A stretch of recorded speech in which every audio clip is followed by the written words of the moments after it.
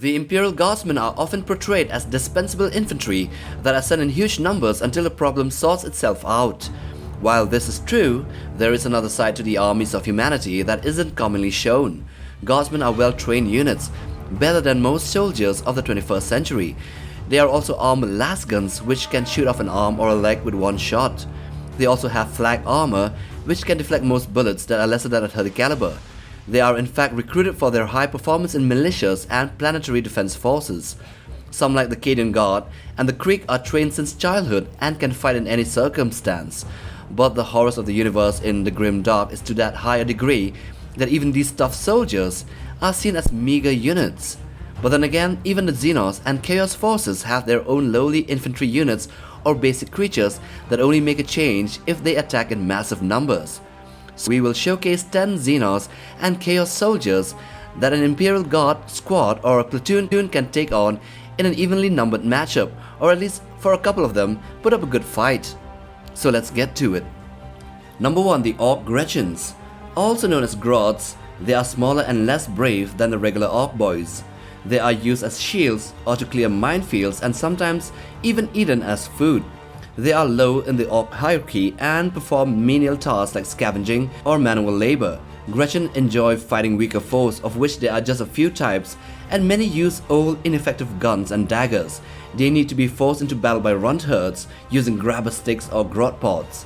Skilled run herds can throw Gretchins into minefields or into battles in huge numbers, which they are often slaughtered.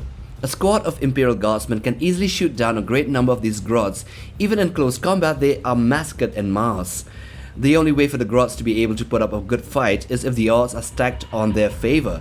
On the field of battle, the Gretchin advance in great mobs, firing volleys of scavenged ammunition from their poor quality weapons, which will only harm a few of the Guardsmen.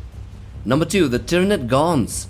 These are the basic foot soldiers of the Tyranids. Gaunts come in various forms, including termagants and hormagaunts. Termagants are the shooting variant, armed with flesh borers that can spew out torrents of bioprojectiles, while hormagaunts are melee-oriented variants with sighting talents for close combat. Both forms are relatively small compared to other Tyranid bioforms, but make up for it with sheer numbers. Individually, Gaunts are weak and easily dispatched by more resilient opponents. However, they are typically deployed in massive swarms, overwhelming the enemies through sheer weight of numbers. When facing Gaunts, Guardsmen typically rely on their disciplined training, combined armed tactics, and the firepower of their lasguns and support weapons. While Gaunts can be numerous and overwhelming, individual Guardsmen can effectively engage them from a distance and take them down with concentrated firepower. Number 3. Neophyte Hybrids. These are the backbone of the Tyranid Gene-Stealer cult forces, acting as the foot soldiers who carry out the cult's objectives. They are typically drawn from disgruntled populations. Through the Gene Stealer's genetic manipulation and psychic control, neophytes undergo physical and mental changes that enhance their capabilities. Physically, neophyte hybrids display a range of features, including the 4 iconic arms with pairs of clawed limbs. They also exhibit increased strength, agility, and durability compared to regular humans. In terms of equipment, neophyte hybrids are armed with autoguns, shotguns, cultist knives, and heavy mining tools. However, they lack discipline and proper training, especially to work as a close unit. Guardsmen can engage neophyte hybrids from a distance, utilizing accurate lasgun fire to whittle down their numbers. The Guardsmen's superior equipment and training can give them a huge advantage in ranged engagements. Number 4. The Traitor Guard. Also known as the Renegade Guardsmen, they are members of the Imperial Guard or the PDF who have turned their backs on the Imperium and pledged their allegiance to the forces of chaos. These traitor guards, due to the effect of chaos, are more brutal and menacing, but they lose their discipline and rationality on many occasions. When facing Chaos Traitor Guards, the Imperial Guard will employ their standard tactics of combined arms warfare, utilizing heavy weapons, tanks, artillery, and coordinated infantry assaults. Their lasguns and other ranged weapons can effectively engage them, while their armor and vehicles provide protection and firepower superiority. However, Chaos Traitor Guards may possess certain advantages. They might be fanatically dedicated to chaos, benefiting from unnatural abilities granted by their patron Chaos Gods, or enhanced through dark rituals. They may also have access to chaos-tainted weaponry and vehicles, giving them a measure of unpredictability and firepower. In any case, a fight between a squad of Imperial Guard versus traitors is an even matchup. Winners depends on tactics. Number 5. NURGLINGS. These are small, mischievous demonic creatures associated with Nurgle. Nurglings are resilient and possess regenerative abilities, making them difficult to kill through conventional means. They are also known for their playful nature, often engaging in disruptive and unpredictable behavior during battles. They can form swarms, overwhelming opponents through sheer numbers and chaotic movements. Considering their nature and abilities, a squad of Imperial Guardsmen would face significant challenges in dealing with them. While Guardsmen are trained soldiers and possess ranged weaponry, Nurglings' regenerative abilities and small size can make them hard targets. However, with proper preparation and tactics, it is possible for a squad of Guardsmen to defeat a group of Nurglings. Concentrated firepower such as lasgun volleys or grenades can cause casualties and disrupt their swarming formations. Additionally, the use of area denial tactics such as creating choke points or kill zones can limit the Nurglings' maneuverability and minimize their movements. Number 6. The KROOT. To the Imperium, they are known as KROOT carnivores. These are avian aliens which are agile and deadly in close combat. With their sharp beaks and talons, they excel in melee engagements. Their natural instinct for hunting and tracking makes them formidable opponents in close quarters combat. They are skilled in utilizing stealth and guerrilla tactics. They can infiltrate enemy lines, set up ambushes, and conduct hit-and-run tactics. Their ability to strike from unexpected angles can disorient and disrupt enemy formations. Imperial Guardsmen with their disciplined formations and versatile firepower can engage the KROOT from a distance and utilize suppressive fire to thin their numbers. However, KROOT carnivores' agility, stealth, and close combat prowess pose a significant threat. They can utilize hit-and-run tactics, ambushing isolated Guardsmen units and engaging in fierce melee clashes. Success for the Imperial Guard would require effective utilization of their ranged firepower and spotting the KROOT's advance from far away. Number 7. The Orc SLUGGA BOYZ. These are the most numerous and basic infantry units among Orcs, known for their brutal close quarters combat and unrelenting aggression.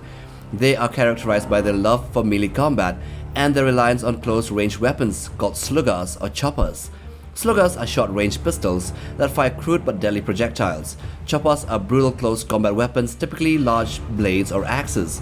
While individually, SLUGGA BOYZ might lack finesse and advanced technology compared to other factions, their strength lies in their collective ferocity. The Imperial Guard squad's range firepower and discipline can give them an advantage in engaging the Orc horde from a distance.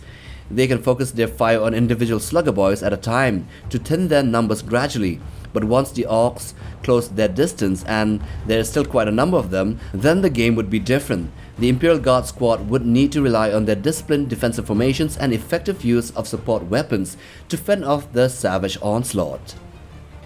Number 8. Fire Warriors.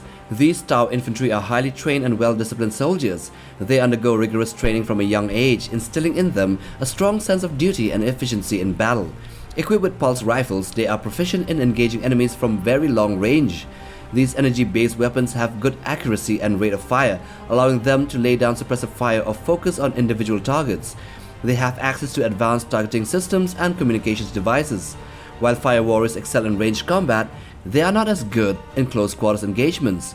An Imperial Guard squad would not be as big of a threat even to a similar numbered squad of Tau Fire Warriors, but if more of the Guardsmen appear and the battle becomes one of attrition, then a few of the human fighters would be able to sneak up close and kill the Tau with melee weapons, a scenario that the Tau are next to helpless since they can only shoot and not slash.